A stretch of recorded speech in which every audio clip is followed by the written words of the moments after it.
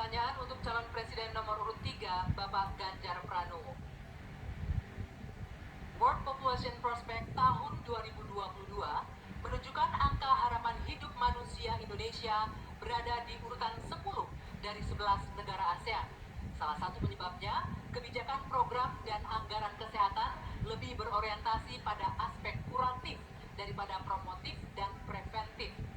Pertanyaannya, bagaimana strategi paslon untuk memprioritaskan anggaran dan program promotif preventif? Silakan, waktu Anda 2 menit menjawab, dimulai ketika berbicara. Terima kasih. Kalau tadi dalam pembukaan saya sampaikan mesti preventif dan promotif mesti diwujudkan dalam bentuk kepengetahuan kita terhadap kesehatan minimal untuk kita sendiri. Olahraga, makan sehat, hidup bersih sehat, saya kira itu yang paling baik. Maka pada tahap berikutnya barulah kemudian kita memberikan fasilitas kesehatan sampai ke desa-desa seperti tadi saya sampaikan, satu desa, satu fasilitas, satu nakes. Hanya memang ketika undang-undang sebelumnya mengatur bahwa ada persentase dari anggaran untuk kesehatan mesti diberikan, terpotong kemarin. Rasanya ini mesti dikembalikan. Angka 5-10% menjadi angka yang bisa memastikan dalam politik kesehatan kita layanan itu akan jauh bisa lebih baik. Namun ingat, kalau kita bicara angka harapan hidup, maka terhadap mereka mesti mendapatkan layanan kesehatan baik, mereka mesti mendapatkan hiburan yang baik, budayawan juga bisa membantu mereka untuk bisa membahagiakan mereka. Maka pada saat itu ternyata ada juga keinginan dari masyarakat, kami juga perlu mendapatkan layanan yang baik. Maka kalau kemudian kami bisa mendapatkan layanan baik, maka kami merasa nyaman, kami senang, dan itu kami akan berbangga.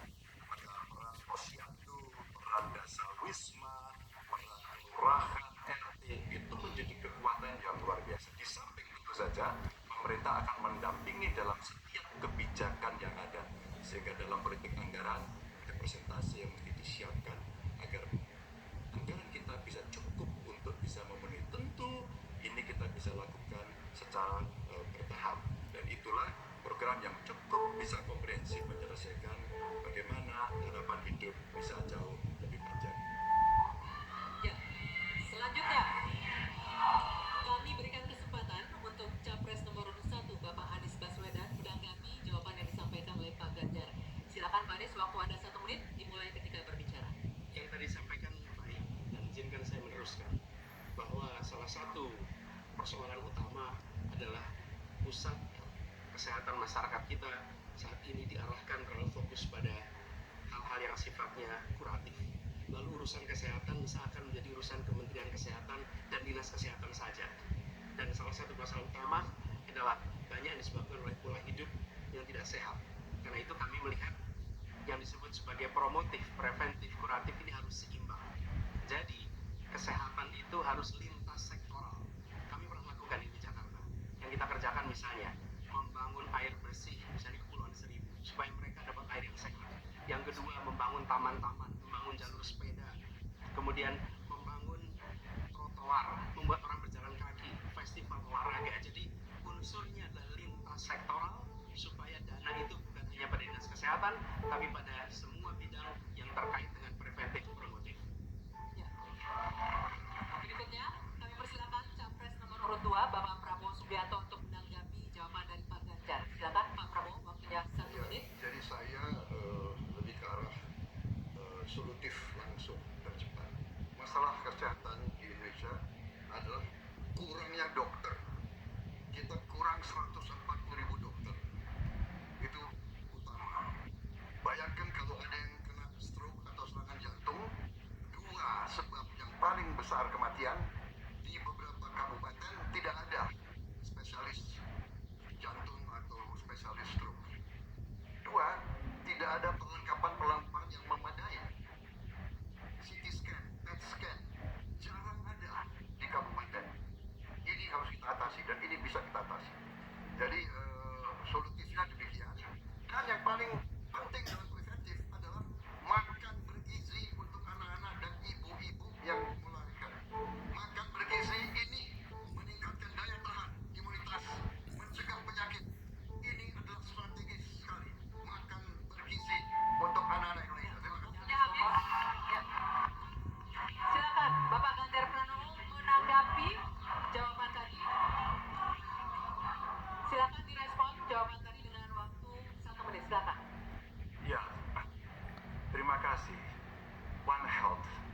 satu kesehatan untuk semua, dan ini mesti dibicarakan ya manusianya, ya kesehatan hewannya, karena ada zoonosis juga di sana. Maka kalau kita bicara bagaimana secara holistik, maka kesehatan semesta inilah yang mesti kita ciptakan. Saya masih berprinsip pada preventif promotif itu jauh lebih baik. Kalau tidak kita kobol-kobol, biaya kita akan habis untuk menangani orang sakit. Tapi kalau kita bisa mencegah, maka inilah yang akan bisa membuat manusia bisa hidup sehat. Maka sekali lagi, anggaran pendidikan untuk pencegahan, untuk kesehatan itu bisa kembali pada formula awal, dan yang kemudian kita menciptakan ruang-ruang layanan yang jauh lebih baik, apalagi untuk preventif dan promotif yang bisa diberikan oleh pemerintah. Ya. Baik, selanjutnya kita akan beralih ke pertanyaan kedua. Giliran Capres nomor urut 1, Bapak Anies Rashid Baswedan. Untuk itu kami mempersilakan panelis, Bapak Bahrudin, untuk mengambil subtema pertanyaan yang ada di dalam wadah. Silakan dibuka.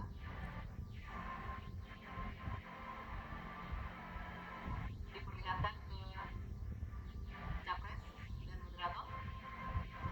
Teknologi informasi ya. Dan selanjutnya kami undang Bapak Damar Juniarto untuk mengambil undian daftar pertanyaan dari wadah. Silakan dipilih.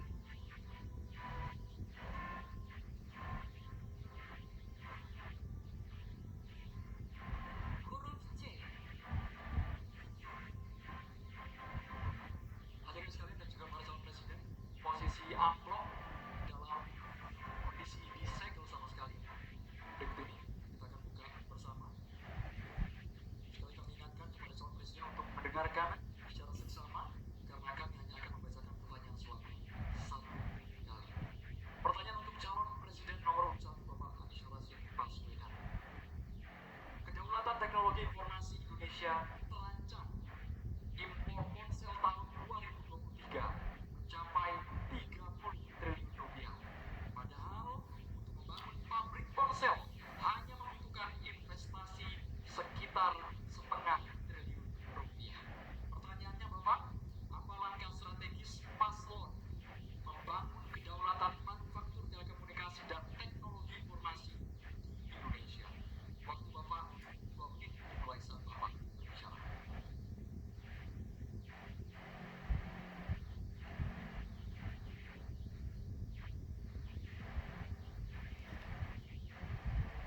Terima kasih. Kita menyaksikan bahwa kemajuan sistem telekomunikasi dan teknologi informasi itu berkembang amat pesat. Karena itu Indonesia tidak boleh ketinggalan. Dan gagasan kita adalah satu, peningkatan kualitas manusia dan inovasi baru. Baristas bisa belajar untuk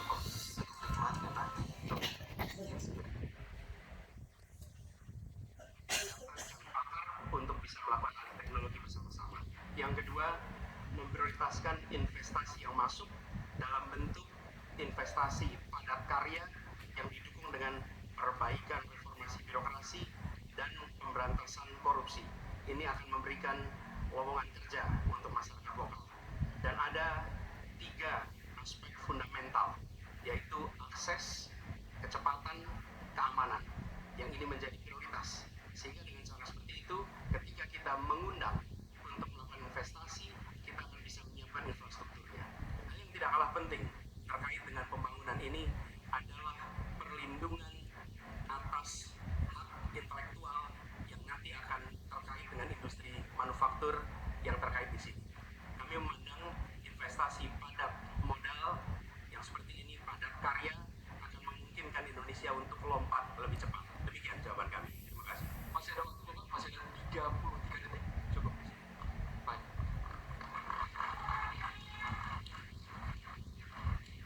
Selanjutnya kami berikan kesempatan kepada calon presiden nomor 2, Bapak Prabowo Subianto, untuk menanggapi jawaban yang disampaikan oleh Bapak Anies Baswedan. Bapak, 1 menit dimulai saat Bapak berbicara. Kalau saya selalu solutif dan tindakan. Kalau memang hanya setengah triliun, perlu kehendak politik. Ya bangun itu pabrik segera. Jadi itu pertama. Kedua,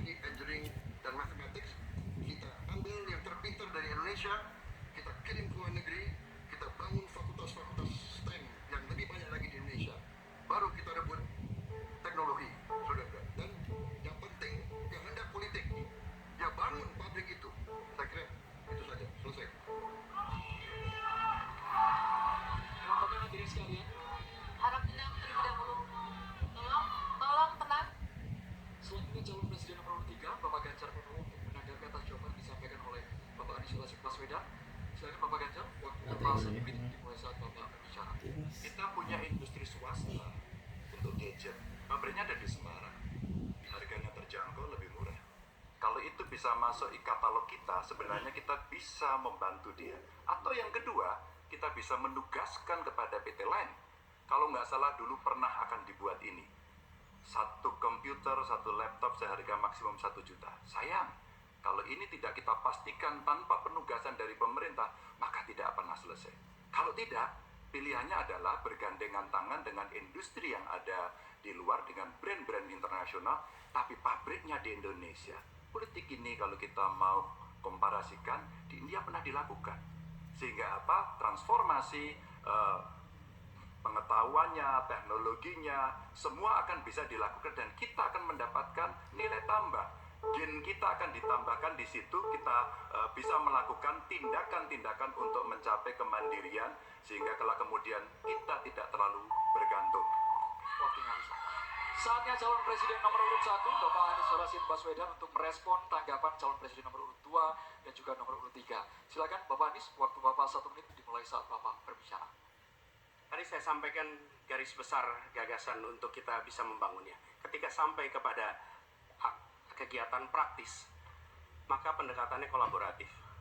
Negara adalah regulator dan negara memberikan ekosistem yang sehat. Panggil pelaku yang selama ini terlibat, baik swasta maupun BUMN.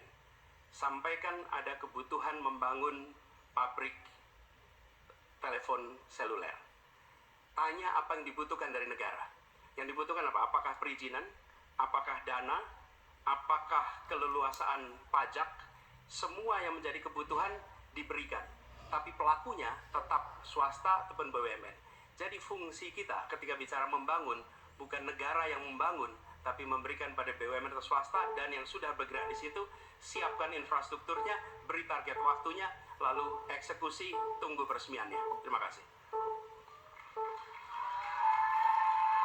Berikutnya, pertanyaan untuk calon presiden nomor urut 2, Bapak Prabowo Subianto. Untuk itu kami persilakan panelis, Profesor Emeritus Pascalis Maria Laksono, PhD, untuk dapat mengambil subtema pertanyaan Bapak yang sudah tersedia di wadah.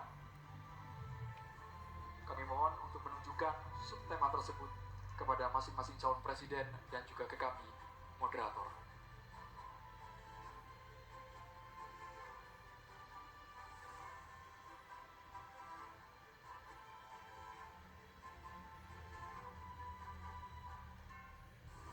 Subtemanya adalah kebudayaan. Kami akan undang selanjutnya Bapak Imam Prasojo untuk mengambil undian daftar pertanyaan dari Fishball. Apakah huruf A, B, atau C? Huruf C, kebudayaan. Ya, ini dia pertanyaannya. Masih tersegel. Dan kita akan buka. Pertanyaan hanya akan dibacakan 1 kali. Harap disimak dengan baik.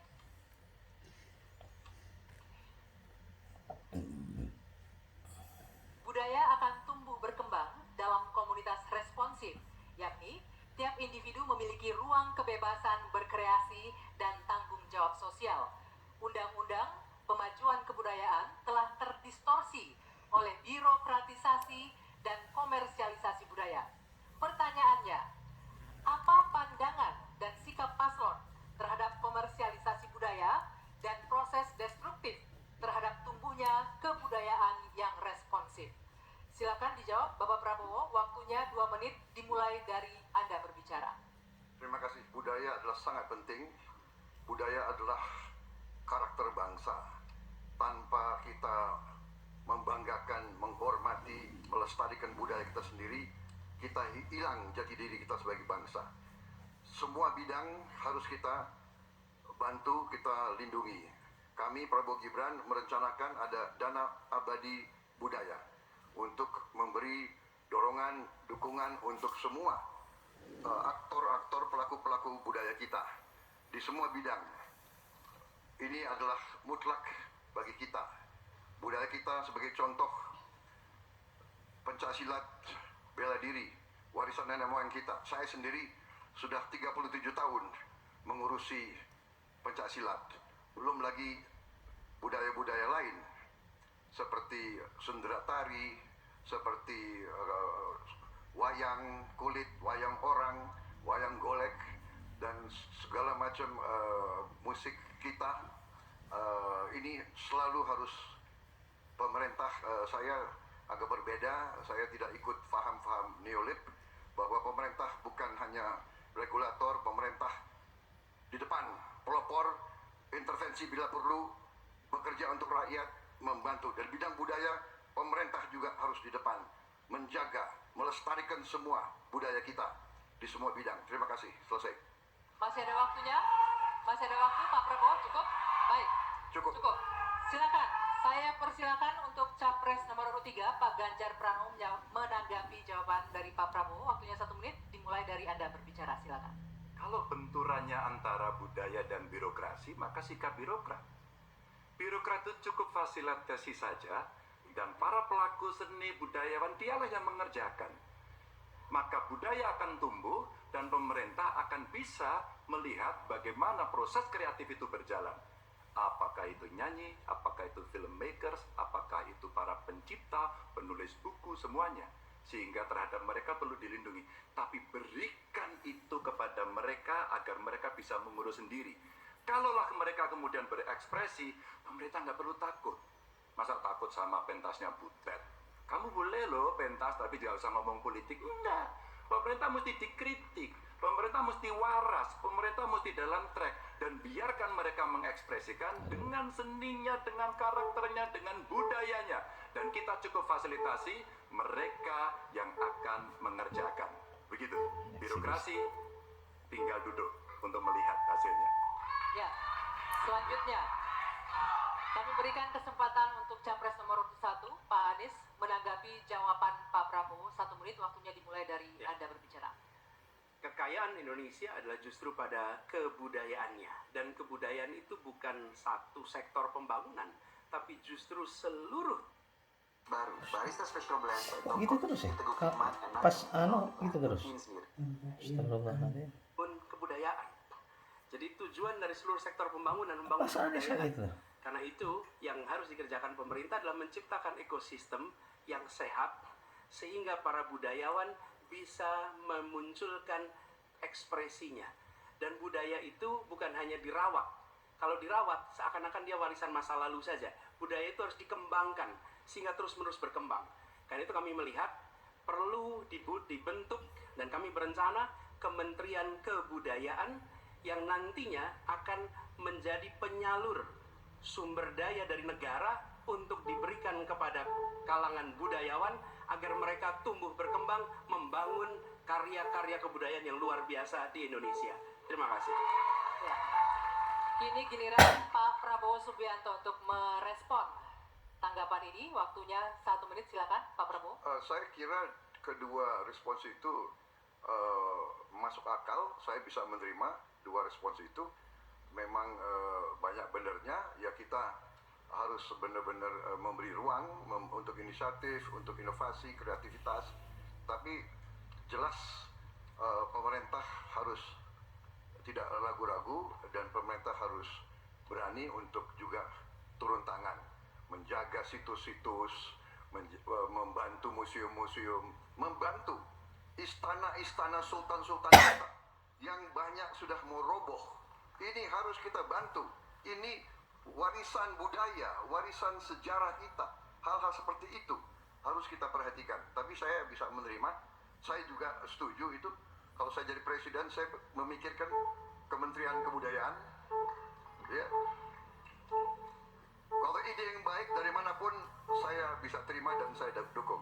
Terima kasih.